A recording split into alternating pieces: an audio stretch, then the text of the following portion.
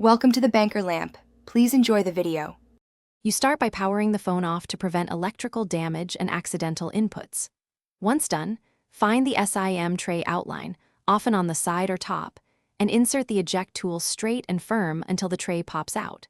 Make sure the SIM is the correct size or fitted into an adapter. This prevents bending or poor contact. You do this now so the card sits properly and the phone won't misread it when you reinsert the tray and continue. With the tray out, place the SIM card gold side down and line up the angled corner to the tray's shape. That orientation ensures proper electrical contact. Once set, press the card gently so it sits flat and flush with the tray.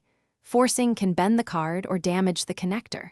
For phones with 2 slots, put the primary SIM in SIM1 to avoid roaming or data priority issues.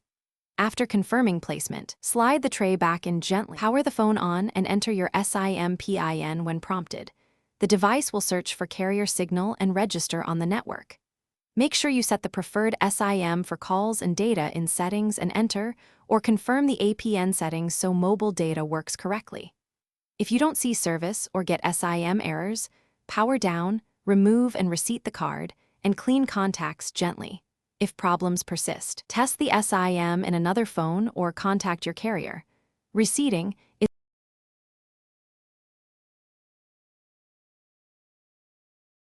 Thanks for watching. If this was helpful, leave a like and consider subscribing. See you next time.